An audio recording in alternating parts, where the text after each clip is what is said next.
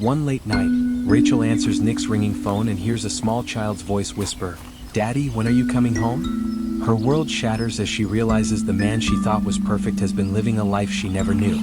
Love, trust, and betrayal collide as Rachel faces the truth of who Nick really is.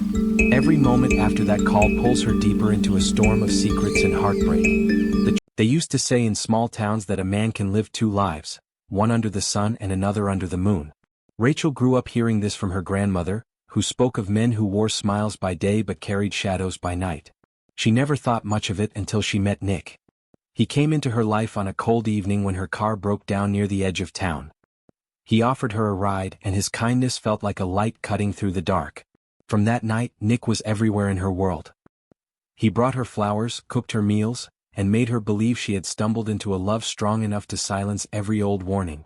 Folks who saw them together would nod and say, "Those two are meant for each other." But whispers always carry truth, and Rachel was about to learn that Nick's life was split in two. It began with a sound no one could forget, the ringing of a phone in the stillness of night.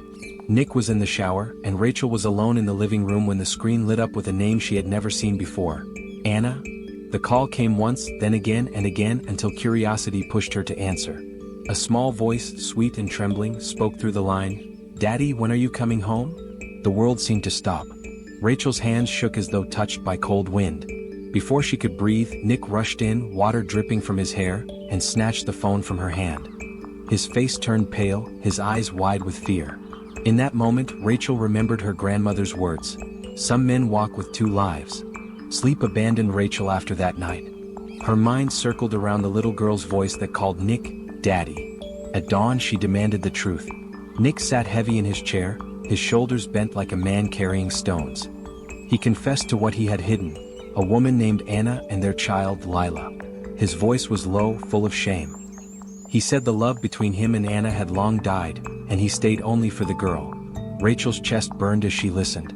The man she thought was pure as morning light had been living in shadows. She walked out, her feet carrying her into the night air, her tears leaving trails on her cheeks. She thought of how love can shine bright but still be rooted in lies. Days passed slow, like smoke curling in the air. Rachel tried to cut Nick out of her heart, but memories clung to her like burrs on cloth. Then one evening he came knocking on her door. His face was worn, his eyes hollow.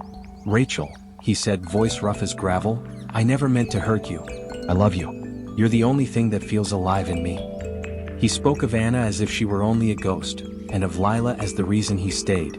Rachel's heart trembled between longing and fury. The love she once felt was still there, but trust had been shattered, broken into pieces that could never be whole again. His words cut her, not with their sharpness but with the truth that she still cared. In the end, Rachel chose the path her grandmother would have told her to take. She met Nick at the little cafe where they once dreamed of forever. He smiled when she walked in, his eyes holding on to hope like a drowning man clinging to driftwood. She sat across from him, her face calm but her soul heavy. "Nick," she said, her voice low, steady, "love should not be built on lies. I gave you my heart and you broke it." Nick reached out but Rachel drew back. Tears filled his eyes as he whispered, "Please Rachel, don't leave me." She rose from her chair, every step feeling like the end of a song. "Go back to your family, Nick. Your daughter needs you more than I ever will." She walked into the night, her heart scarred but strong. And from then on, folks in town would tell her story, of the girl